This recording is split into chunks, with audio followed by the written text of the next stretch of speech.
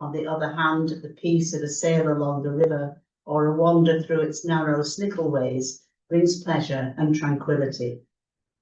London is always crowded, and it's wonderful to be able to visit historic sites or the latest theatrical productions, but the days are packed with action and activity, and I soon yearn to return home to a more peaceful, less hectic environment.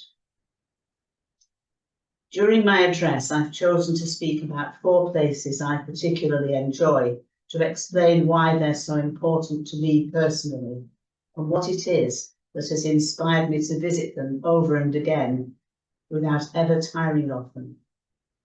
We decided a while ago that we preferred not to fly on holiday, so sadly New Zealand and Lanzarote aren't available to us any longer. However, our memories are full, detailed and good to bring to mind.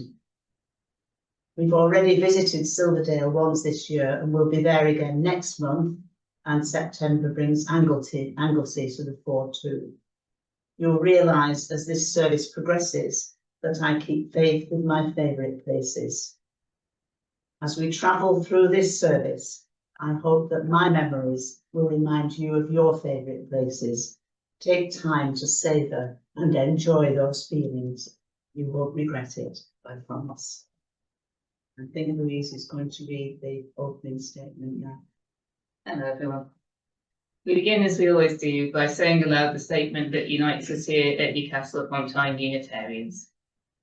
We welcome all who seek the meaning of life and who believe that human spirituality is wider than any one tradition and deeper than any one set of opinions.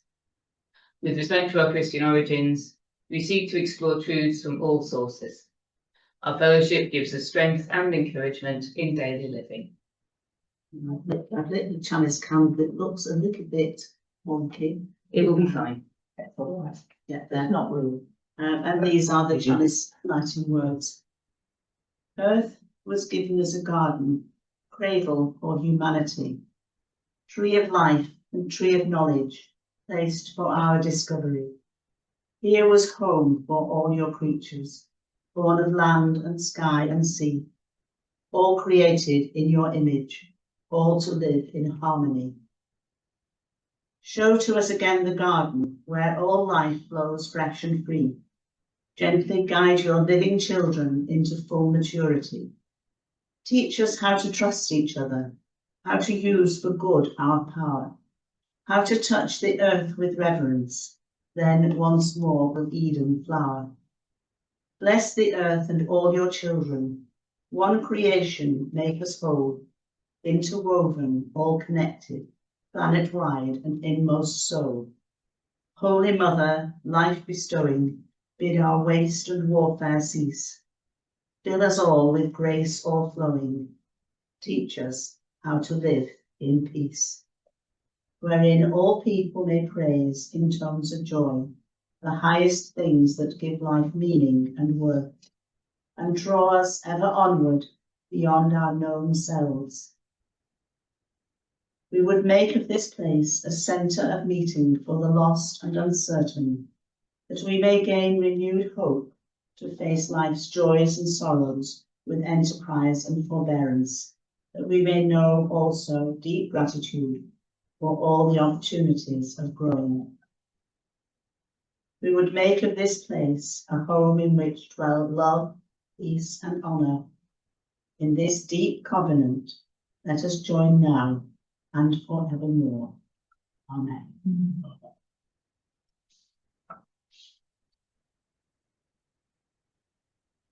And today's first reading is one written by the Reverend John Allerton, who's well known in Unitarian circles, especially in my area, because he was the minister of Bury, which is my home church, and Ainsworth, which is nearby, for 34 years before he retired.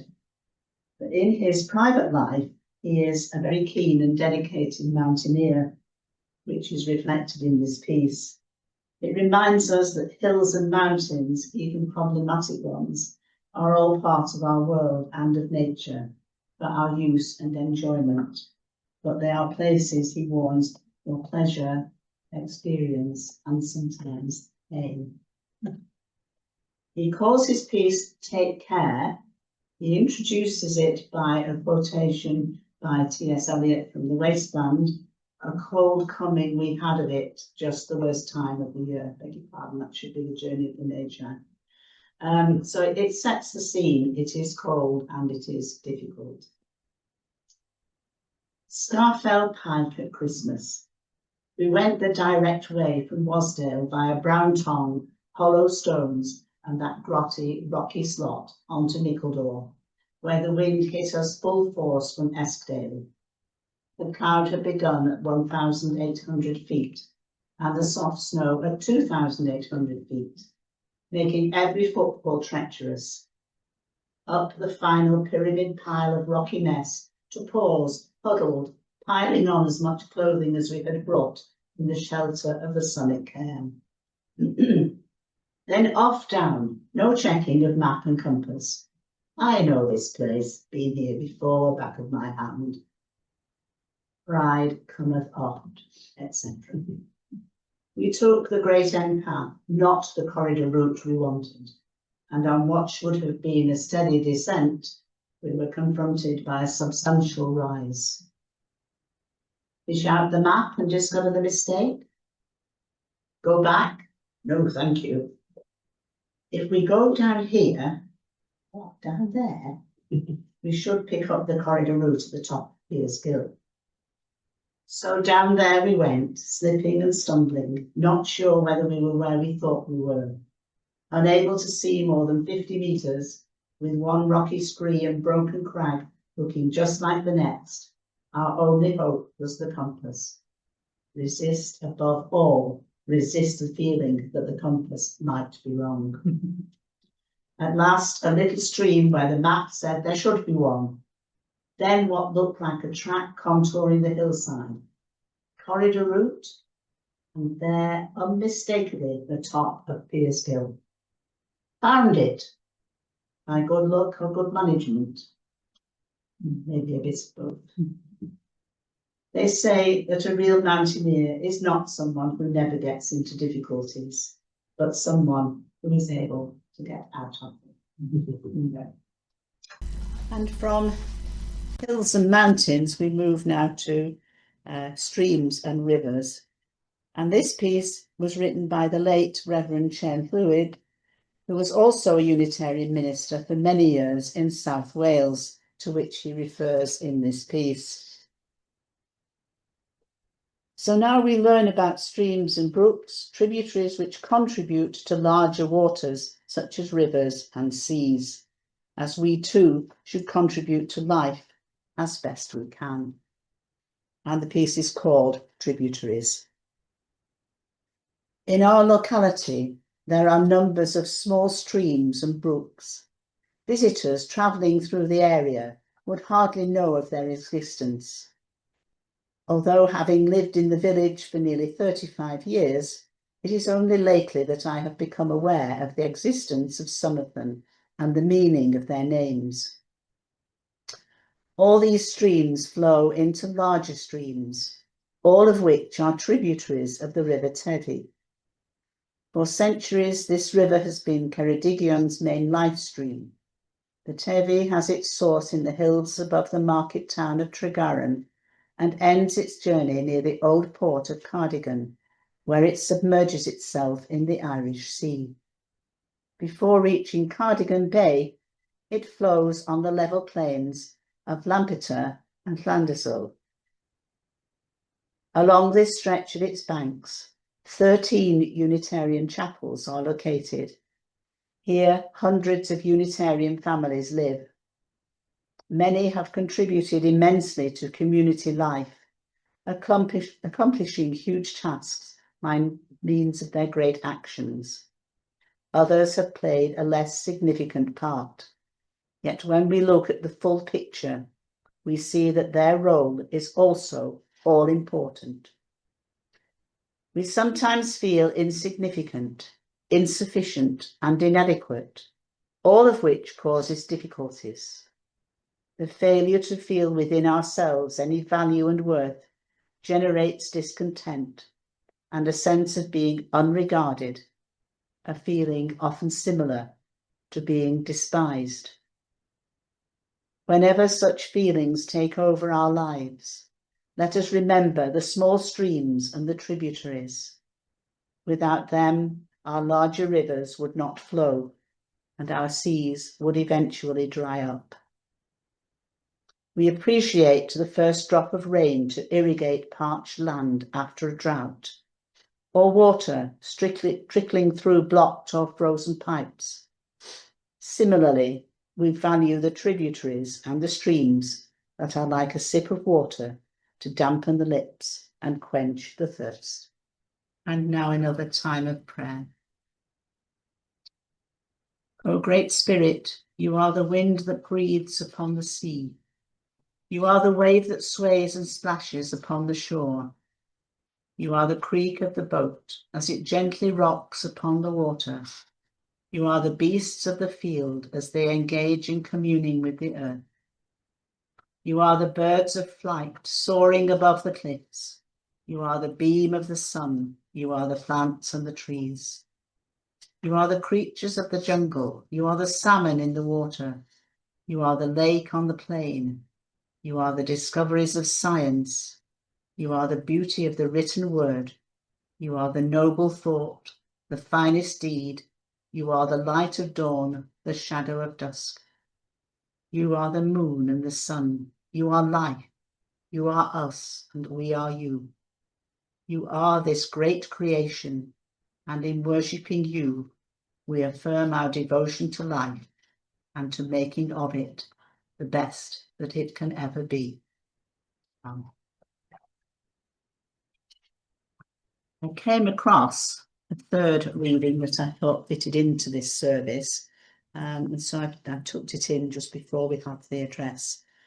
And this one was written by Sandy Ellis, an experienced lay preacher in the Midland district, which includes his home church of Evesham.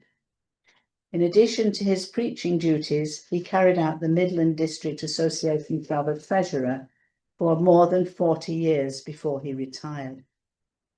And this article emphasises the quiet peace of the countryside and Sandy's great appreciation of it. He calls this country living. We live in a small country village. Those whose cup is always half empty might say that it's a deprived life. There are no shops. There is no post office. There is a tiny primitive Methodist chapel which seats just 15 people. There is no longer a pub. It was abandoned many years ago and redeveloped into a rather nice home. There are 2 buses a day. When friends from the city come to stay, they complain of difficulty sleeping at night because it is so quiet. It is, in short, rather like living in a time warp of what life used to be like 50 years ago. We love it. It is a haven of long-established trees, where in spring the hedgerows are laden with honeysuckle and berries, where the cows, returning to the fields after a winter indoors, find them suddenly alive with the sound of lambs bleating and gambolling. The 200-acre Bluebell Wood abounds with small deer, pheasants, rabbits, field mice, and the occasional fox. In spring, it is carpeted with millions of bluebells, intermingled with clumps of yellow primroses.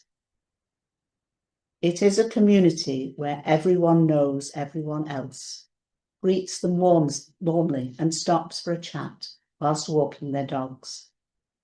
People help each other, keep an eye on the more vulnerable, fetching shopping and giving lifts to those without cars. It is a place where the beauty of nature awakens a sense of the eternal, and the goodwill of people inspires a belief in the essential goodness of humankind. And I can't help wondering when I read that, where he brushes aside the pub that turned into a nice home, whether it was his. I think it probably was. And so now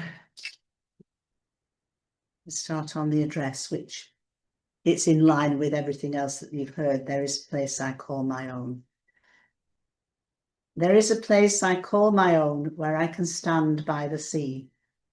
These hymn words and music by Don Beswick inspired me to assemble this service for you today. Don Beswick is now over 90 years old. For the whole of his working life, he has been a music teacher in Western New York, and his musical knowledge and talents have long been admired by his colleagues, friends, and all who have come under his influence. In addition to teaching, he has collected a lifetime's experience of writing songs and hymns and conducting choirs and similar groups with tremendous success.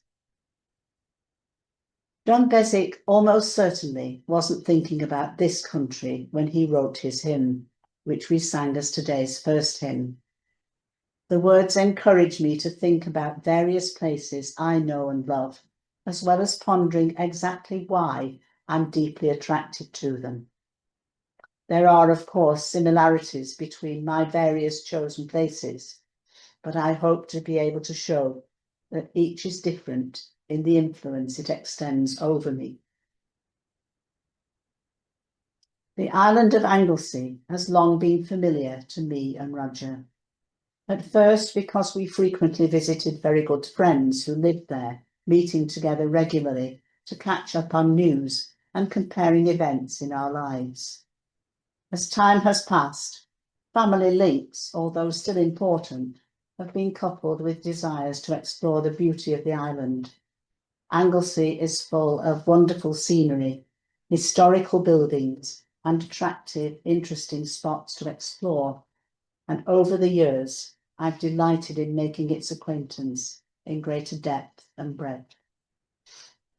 Along the way, I've collected many happy memories of my friends, of activities pursued, and of scenic delights. According to Wikipedia, Anglesey, known often as Mountain Island or Ynys Môn, has a rich history, stunning landscapes, and cultural heritage. Once firmly controlled for centuries by the Druids, the island at first withstood the Roman invasion, which began in 60 AD and was headed by General Paulinus. History explains that the Romans were initially daunted by the Druids' ferocity, but their training and courage served them well. By 78 AD, the prolonged conquest was completed, leaving the Romans completely in charge. The town of Beaumaris, with its 13th century medieval castle, is delightful and offers much despite its modest size.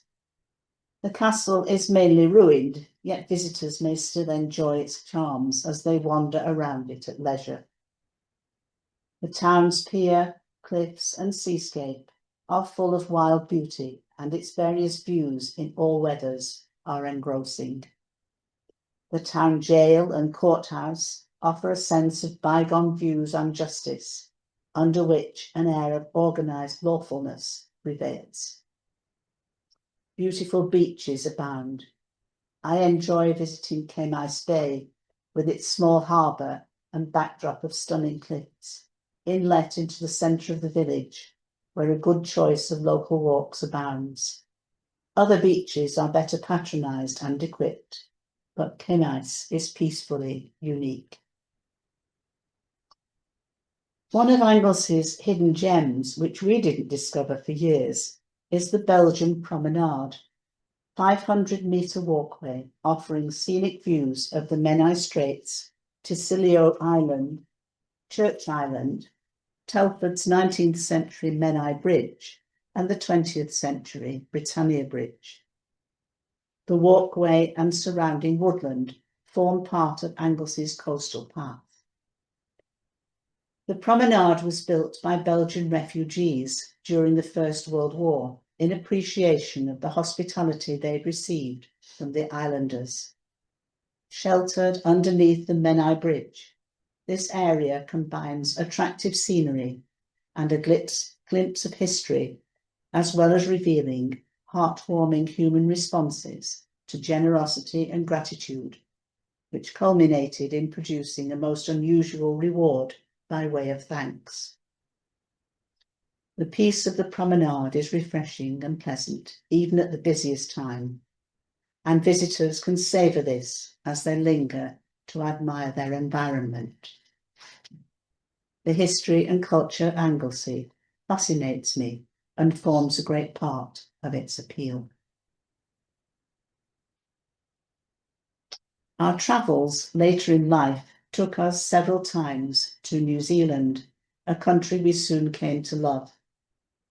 When we were booking our first holiday there, we were amused to read advice about adjusting our watches by several hours to suit the various time zones, and as well by about 50 years. And it was true. New Zealand ways were old-fashioned by British standards, but very welcome. Other people always acknowledged our presence wherever we went, and one man who realised that our visit to admire the library in Rotorua indicated that we were visitors, came to welcome us specially to his hometown, a gesture we greatly appreciated.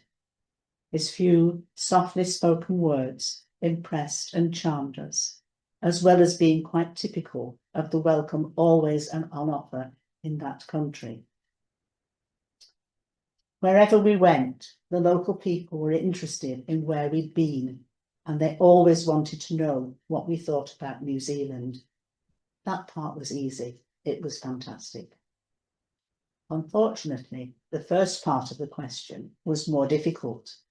We never seemed to have visited the right places according to our questioners, and we often concluded conversations laden with instructions about where we must go next, even if this meant a detour of several hours and hundreds of miles in the wrong direction.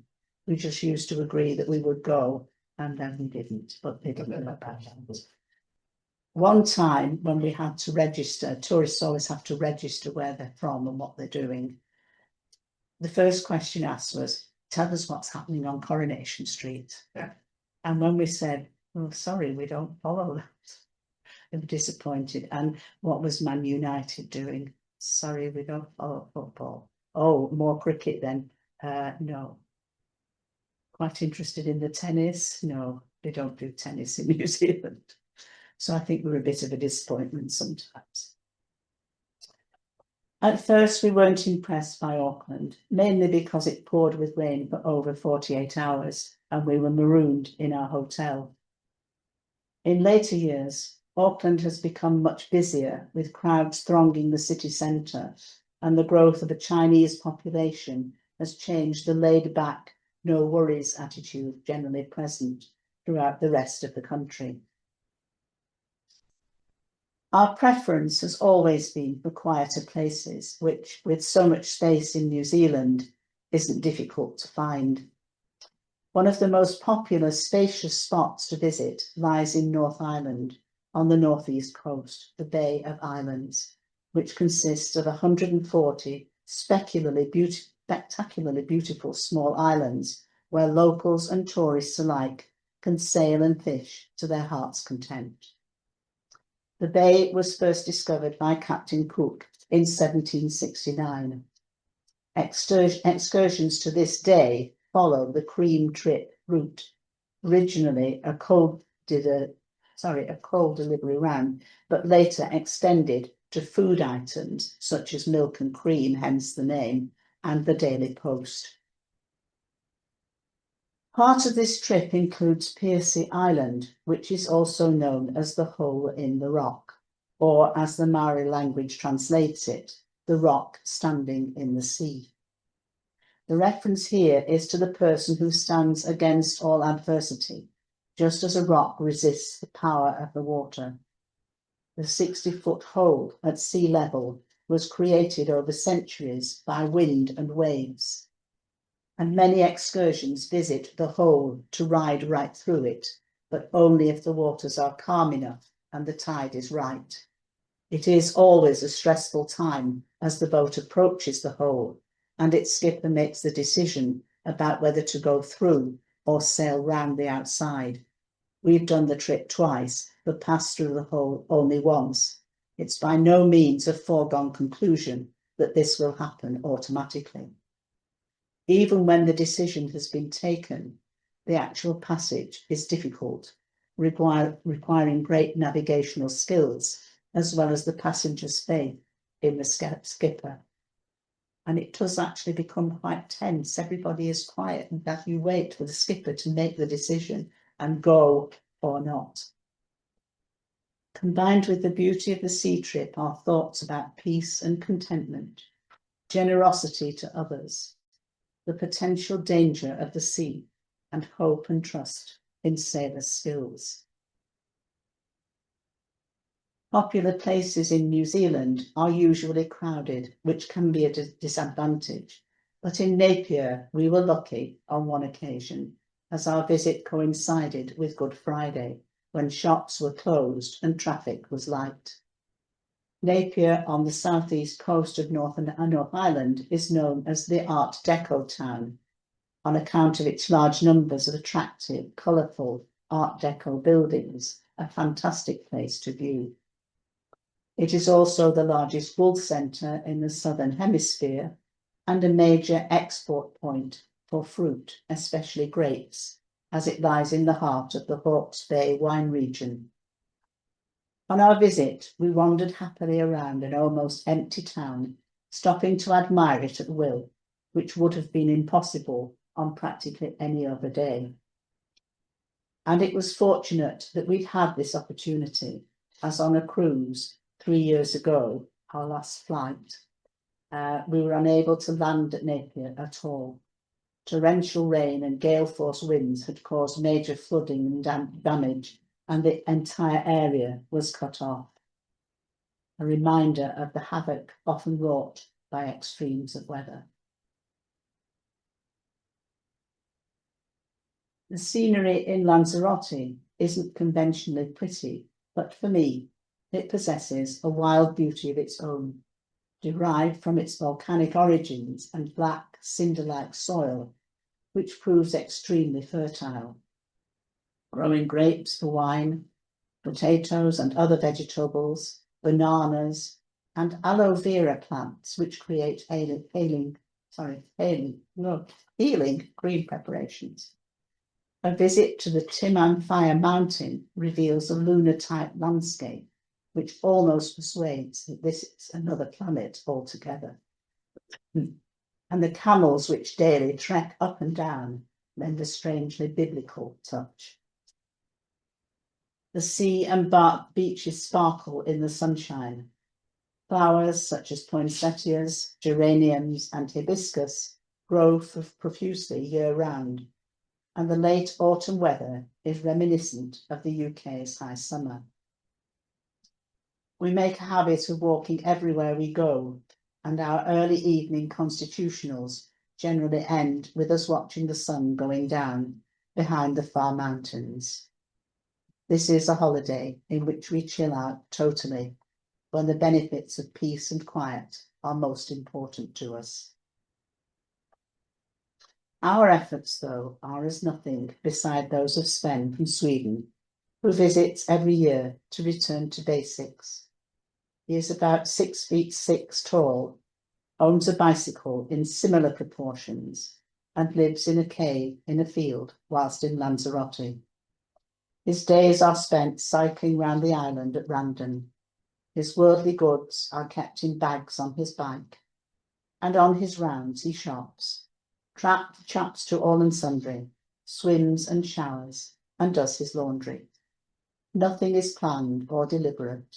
What happens, happens, or not. Conversations with him over the years reveal that he spends his summers in Sweden, pursuing his usual lifestyle there, and his winters in Lanzarote, living in total simplicity and deriving huge benefit from this. Judging by his manner and appearance, his enjoyment is completely fulfilling. Our experiences of Silverdale, South Lakeland, over the last 50 years have also centred around the peace we find and the people we meet. The area is one of outstanding natural beauty, a more than accurate description. Like Lanzarote, it's fertile. The river, sea, coastline, woodland, fields, mountains and hills lie tranquilly together in a beautifully quiet, scenic atmosphere into which the outside world rarely seems to intrude. It mainly seems to intrude when people come and stand behind us when we're sitting on a quiet bench and say, "Isn't it quiet here?" When we think, it was till you came along. We used to discuss our visits with our Anglesey friends and promise each other not to disclose details about Silverdale so that others could never share our heaven. So if you're now listening, not to worry. When we first used to holiday in Silverdale with our friends, we would sight our touring caravans, erect our awnings, and sit down for a well-deserved cup of tea. At this point, our friend would always stretch in his chair, sigh blissfully, and exclaim, "Ah, this is the life." And that was the exact point at which our holiday began. Until he'd said that, we weren't straight and we weren't starting. Words which expressed exactly what we all felt, and we waited for them and we enjoyed them when they came. And these words remind me of words by Wordsworth, the Lakes poet. He wrote about the beginning of the French Revolution as it first appeared to enthusiasts. Bliss was it in that dawn to be alive, but to be young was very heaven. And he ended the poem with a description, the place where, in the end, we find our happiness, or not at all. And what he meant was that if we couldn't find happiness in a seemingly perfect place, it wasn't possible at all anywhere in the world. But Silverdale means more to us than its scenery. It possesses a strong sense of community to which we are fortunate to belong. If we go swimming, we meet people we know, as we do if we walk into the village or in the woods or visit restaurants or frequent coffee mornings. And this is why the country living piece appealed to me, because he is saying exactly the same as we feel. There is great pleasure to be found in strolling along at leisure and unexpectedly coming across an acquaintance or two, stopping to chat and feeling secure in our belonging to a place which feels like home from the minute we arrive there. Nevertheless, the tides, currents and shifting sands of the area are hazardous, as many visitors have found to their cost, even to the extent of losing their lives on occasion. We've been fortunate over the years to visit some beautiful and unusual places which we loved on the instant, but which offered far more than superficial attractiveness. Anglesey added its history and culture to our experience. New Zealand surrounded us with its genuine welcome, generosity, and relaxed atmosphere of peace and quiet. But it also reminded us of the dangers of the sea and of the need to retain our hope and trust in others. We're aware of Lanzarote's fertility, of its calm and reassuring sunsets, but also of the danger from its volcanoes. We enjoy the atmosphere of a simple life and feel the benefit of it too. Silverdale offered us contentment, a sense of community and belonging, and for us, sheer perfection. On a more spiritual or religious side of each of the four evaluations, I bear in mind the following points specifically. Anglesey gave us treasured memories of friends gathered over 60 years. And in addition, the strong relationship between the Belgian refugees and the people of Anglesey, in which freely given hospitality on one side was matched by deep appreciation on the other, both qualities which should be striven after. New Zealand showed us a natural warmth of welcome and genuine interest in visitors, which should always be present. The hole in the rock provides a reminder of how we should behave and of the faith required as we strive to overcome adversity. It reminds us too not to take good weather for granted, but to accept it, whilst hoping that bad weather causes as little tragedy and harm as possible. Lanzarote implied a possible way of life, even in the short term, if we can embrace peace and simplicity through an almost meditative state. A highly relaxed attitude may bring achievement and stability into our lives. Silverdale, too, offered the advantages of peace of mind and contentment linked with a strong community. And all 4 places contain inspirational scenery to be admired as we contemplate its origins and provider. Whilst I was writing this address, I came across a photograph and poem on Facebook.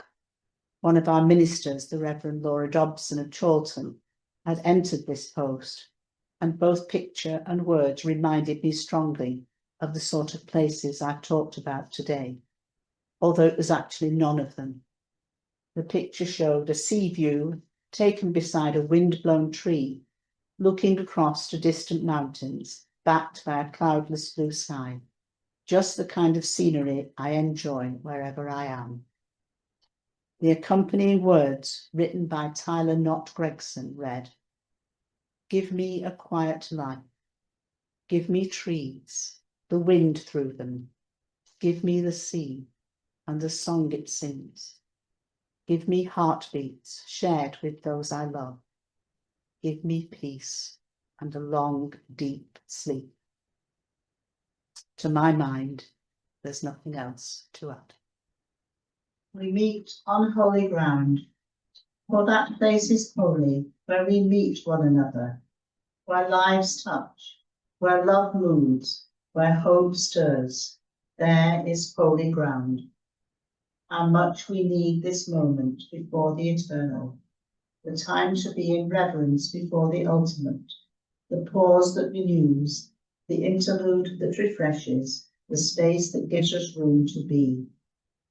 We meet on holy ground, brought into being as life encounters life, as personal histories merge into the communal story, as we take on the pride and pain of our companions, as separate selves become community. How desperate is our need for one another, our silent beckoning to our neighbours, our invitations to share life and death together, our welcome into the lives of those we meet, and their welcome into our own. We meet on holy ground. May our souls capture the treasured time. May our spirits celebrate our meeting in this time and in this space, for we meet on holy ground. Amen.